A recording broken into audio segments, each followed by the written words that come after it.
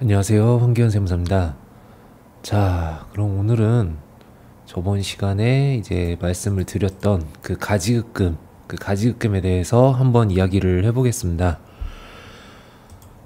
음, 법인사업자 대표님들은 아마 가지급금이라는 단어 굉장히 많이 들어보셨을 겁니다. 이제 법인 돈은 법인 돈인데 이제 내 돈처럼 쓰게 되면은 언젠가 가지급금이 쌓이고 나중에는 수습하기 힘든 금액까지 이제 커지게 됩니다. 그렇다면 결과는 당연히 이제 세금 폭탄이겠죠.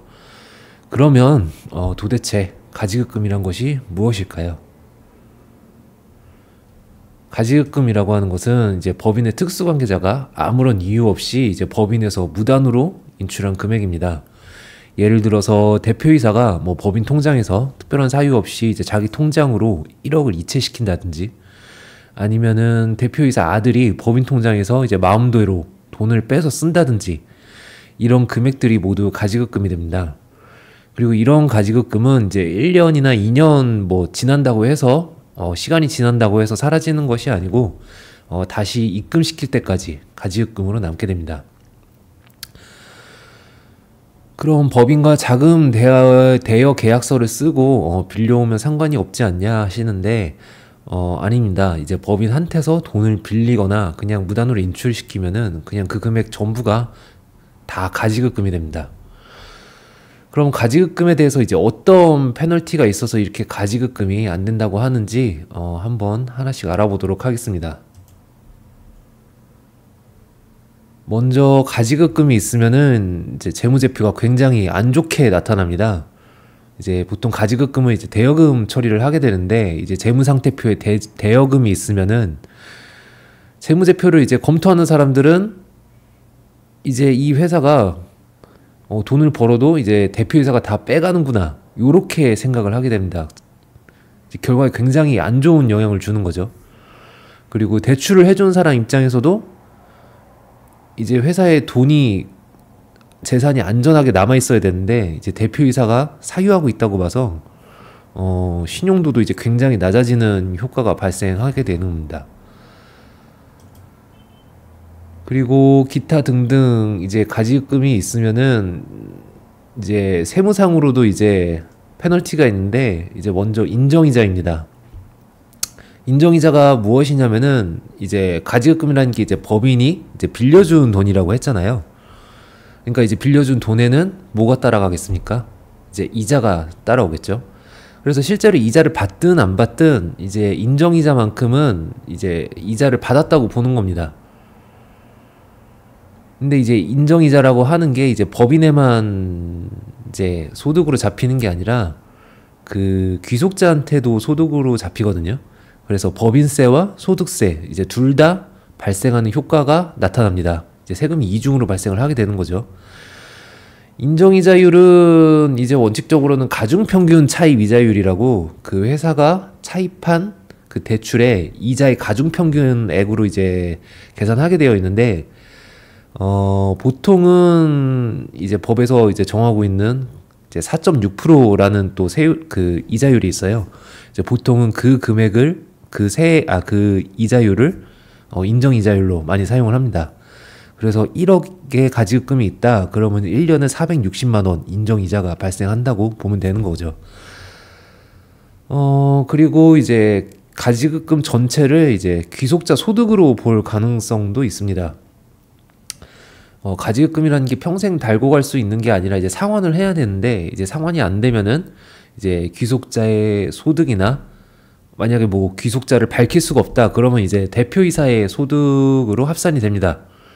예를 들어서 뭐 가지급금이 1억이다. 근데 이게 회수가 안 되고 있고 누가 가져간지도 모른다. 그러면 이제 1억 자체가 대표이사 소득으로 되는 거죠. 이게 법인세 같은 경우에는 20%지만 이제 개인 소득세로 들어오면 이제 세율이 굉장히 높아지기 때문에 1억이 소득으로 잡히면은 이제 내가 만져보지도 않은 돈에 대해서 세금을 내야 되는 거고, 그리고 이제 세금뿐만이 아니죠. 같이 따라오는 거, 보험료, 건강보험료, 국민연금 이런 것도 이제 같이 납부를 해줘야 되기 때문에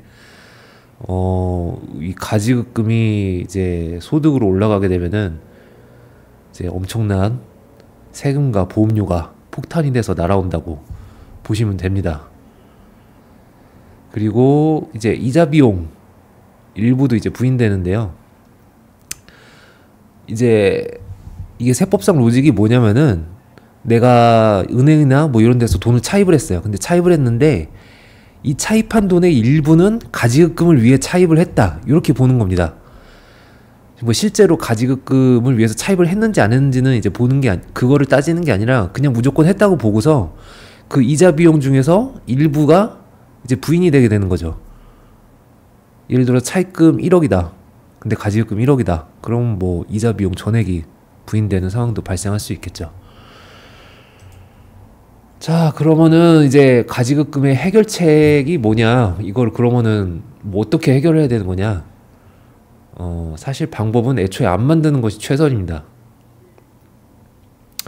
그리고 만약 생기더라도 최대한 빨리 법인으로 반환하고 정 돈이 없다면 본인의 급여나 배당금으로 상환해야 합니다. 가지급금이 무서운 것이 이제 해결 방법이 뚜렷하게 없습니다. 이거를 뭐 어떤 세무사가 뭘 해가지고 뭐 가지급금을 없애준다든지 뭐 이렇게 해줄 수 있는 여지가 없어요. 네. 그리고 이제 뭐 가지급금을 해결해 준다고 이제 뭐 본인의 유무형 자산, 뭐 특허권 같은 게 있겠죠. 뭐 이런 거를 이제 법인으로 양도를 하는 방법이거나 아니면 뭐 자사주 소각을 해서 뭐 가지급금을 해결해 주겠다, 뭐 요렇게 좀 말을 하는 사람들이 있는데 이런 거는 이제 좀 굉장히 위험한 방법입니다. 저는 추천하지 않고요. 이제 만약에 하시겠다고 하시면 충분히 상담을 하시고 의사결정을 해주시기를 바라겠습니다. 자, 그럼 이제 마무리. 제일 중요한 거, 가지급금은 애초부터 만들지 말자. 혹시나 가지급금이 생겼으면은 빨리 법인으로 다시 채워 넣자. 요 두 가지 꼭 기억해 주시기 바라겠습니다. 자, 그럼 오늘 강의는 이걸로 마치겠습니다. 다음에 더 좋은 강의로 찾아뵙겠습니다. 혹시 도움이 되셨다면 구독과 좋아요 부탁드려요. 감사합니다.